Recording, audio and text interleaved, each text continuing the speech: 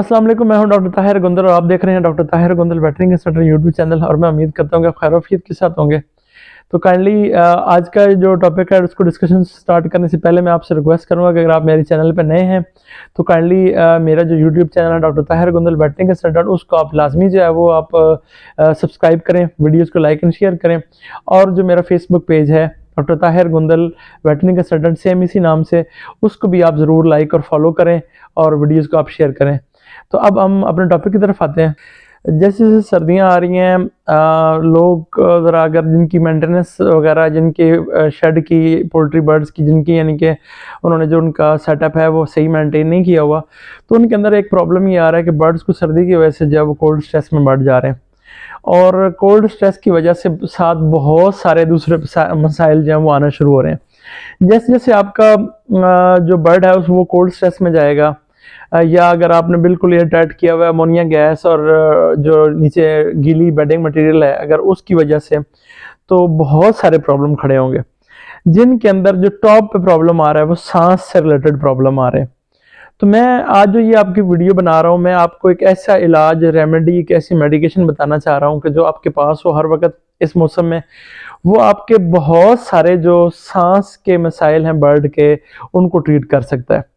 तो मैं आज जो ये मेरा टॉपिक है, मैं आपको जेंटामाइसिन, एक एंटीबायोटिक आती है, उसके बारे में, जेंटामाइसिन और उसके कुछ कॉम्बिनेशंस हैं, वो भी अगर आप इजीली आपको यानी कि मार्केट से, वेटरनरी स्टोर से अवेलेबल होते हैं, तो मैं चाह रहा हूँ कि वो अगर आपको पता हो ताकि आप खुद से ट्रीट कर पाए और जल्द अज जल्द ट्रीट कर पाए। क्योंकि जब आपका बर्ड यानी कि आपका फ्लॉक बीमार हो जाता है तो फिर आपका एक एक मिनट कीमती होता है ताकि आप उसको जो है जल्द अज जल्द ट्रीट करें और उसको वापस जो है वो अपने हेल्दी स्टेटस पे लेकर आए। सबसे पहले अब आप एक चीज मैं आपको बताता हूँ कि जब आपके बर्ड अब स्ट्रेस में आ रहा है तो उसको प्रॉब्लम क्या हो सकते हैं। सबसे पहले उसको सांस की प्रॉब्लम, सीआरडी हम कहते हैं, सीआरडी का प्रॉब्लम हो सकता है, सीसीआरडी का प्रॉब्लम आ सकता है, इकोलाई का प्रॉब्लम स्ट्रेस की वजह से आता है, साल्मोनेला का प्रॉब्लम आता है, माइकोप्लाज्मा वगैरह के जो बाकी हैं इन्फेक्शन वो आ रहे होंगे। अब आपके बर्ड्स आप देखते हैं तो आपको उनकी अलामात क्या नजर आएंगी, एक आम ऑर्डिनरी आदमी को क्या अलामात नजर आएंगी। सबसे पहले जो आपके बर्ड्स हैं वो सुस्त हो जाएंगे, बैठ जाएंगे, उनके नाक से रेशा आ रहा है यानी कि इसको हम जुकाम कहते हैं, साथ साथ खांसी है। उसके अलावा उनको आप सांस आप देखते हैं कि वो मुश्किल से ले रहे हैं, यानी कि छींकते हैं बार बार। टेम्परेचर उनका जो है वो ज्यादा है, यानी आप देखते हैं कि उनका जिस्म इंतहाई गर्म हुआ है। ये ऐसे प्रॉब्लम्स हैं। फिर जो मैंने आपको पहले बताया है कि जैसे सांस की जितनी भी प्रॉब्लम है, इसके अलावा फाउल कॉलरा एक बैक्टीरियल प्रॉब्लम है, वो आप देख सकते हैं। फाउल कॉलरा जब आएगा तो उसके अंदर भी आप देखेंगे कि टेम्परेचर बढ़ा हुआ होगा और उसके काफ़ी सारे इनके मसाइल हैं। फिर सांस की नाली के जितने भी इन्फेक्शन हैं, ब्रोंकाइटिस वगैरह हम उसको रूटीन में कहते हैं, बाकी कुराइजा है, यानी कि इस तरह की मल्टीपल जो सांस से रिलेटेड प्रॉब्लम है वो आप देखेंगे। उसके लिए जितने भी ये मैंने आपको प्रॉब्लम गिनवाए हैं, चाहे खाली नज़ला जुकाम है, खांसी है, छींके हैं, कोई इस तरह का जो प्रॉब्लम है, इकोलाइक इन्फेक्शन आया खड़ा है, साल्मोनेला का है, माइकोप्लाज्मा का कोई इन्फेक्शन है, सीआरडी है, सीसीआरडी है, या इवन कि आईआरटी वगैरह का प्रॉब्लम है, तो उन सब में आपके पास जेंटामाइसिन जो है वो होना चाहिए। आमतौर पे जेंटामाइसिन जो है वो सांस के इन्फेक्शन के लिए बेहतरीन किस्म की एंटीबायोटिक है।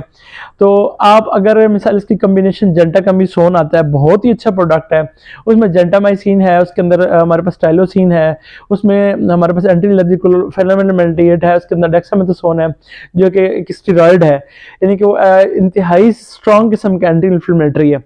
अगर आप ये जेंटाकमीसोन का कम्बिनेशन इस्तेमाल करें तो ये बहुत ही इफेक्टिव है इन सारी प्रॉब्लम्स के अंदर। हम रूटीन में जो हमारे छोटे फार्मर्स हम बताते हैं कि आप इसकी टीका लेकर रखें ताकि आप उसको इंट्रामस्कुलर लगा सके। तो अब इसका जो यानी कि डोज रेट ये होता है कि 1 सीसी 10 किलो के लिए, तो आम रूटीन का जो आपका जो बर्ड होता है वो 1 किलो सवा किलो का होता है, तो हम तकरीबन उसको जो है वो 0.1 0.2 राउंड अबाउट हम उसको इंट्रामस्कुलर लगवाते हैं।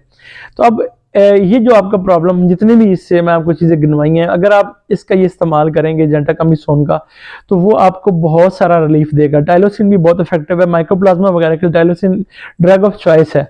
तो इस तरह के जो मसाइल आते हैं उनमें इंतहाई इफेक्टिव है। ये आपने कम अज़ कम 3 से 4 दिन आपने लाजमी एटलीस्ट लगानी है, प्रेफरेबली 5 दिन है, तो आप ये इस्तेमाल करें।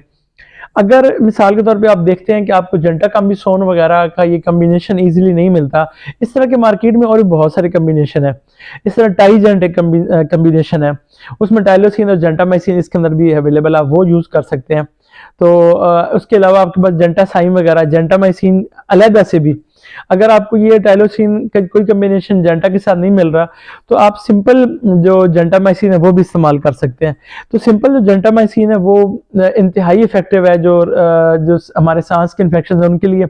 इवन के जो छोटे बर्ड्स हैं, जो आप चिक्स लेकर आए हैं डे 1 के, उसके प्रॉब्लम्स को भी आप देखें तो वो आप जेंटामाइसिन से सॉल्व कर सकते हैं।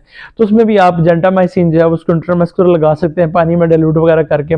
तो छोटे बच्चों में जो भी मतलब प्रॉब्लम्स आते हैं, स्पेशली यानी कि सांस के कोई प्रॉब्लम आ रहे हैं, कोई माइकोप्लाज्मा का प्रॉब्लम आ रहा है, कोई भी स्टेफिलोकोकस वगैरह, कोई भी CRD CCRD कोई भी प्रॉब्लम आ रहा है, तो उन सब के अंदर आप उनको इंट्रामस्कुलर लगा सकते हैं। 24 घंटे के बाद में रिपीट करना है। वैसे प्रेफरेबली हम 2 दफ़ा दिन में कहते हैं, लेकिन 1 दफ़ा भी होता भी इफेक्टिव होता है, तो वो भी इस्तेमाल किया जा सकता है।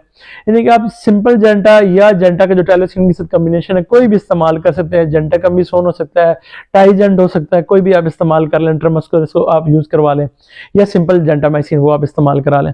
तो ये ऐसी यानी कि मैंने आपको एक ऐसा गुर बताया है कि जो छोटा हमारा फार्मर है, जिसके पास 20, 50, 100, 200, 400, 500 तक भी है, उसके पास भी ये टीका होना चाहिए ताकि वो इसको टाइमली लगा सके। तो मैं उम्मीद कर रहा हूँ कि ये अगर आप मेडिकेशन यूज़ करेंगे तो जो हमारे बर्ड को कोल्ड स्ट्रेस की वजह से जितने भी यानी कि इम्यूनिटी डाउन होने की वजह से बाकी बैक्टीरियल प्रॉब्लम्स आ रहे हैं, तो वो इंशाल्लाह इससे कवर हो जाएंगे और आपके जो बर्ड है वो हेल्दी हो जाएंगे, वो रिलीफ उनको हो जाएगा। तो मैं उम्मीद कर रहा हूँ कि आपको जो आज का भी सेशन इंतहाई इंफॉर्मेटिव लगा होगा। तो काइंडली अगर आपको मेरे ये जो वीडियोस हैं वो इंफॉर्मेटिव लगती हैं और हेल्पफुल हैं, तो काइंडली आप मेरा जो यूट्यूब चैनल है उसको आप ज़रूर सब्सक्राइब करें और वीडियोस को लाइक एंड शेयर करें। और जो मेरा फेसबुक पेज है तो काइंडली उसको भी आप जो है वो लाजमी जो फॉलो भी करें और वीडियोज़ को लाइक एंड शेयर करें। शुक्रिया, थैंक यू।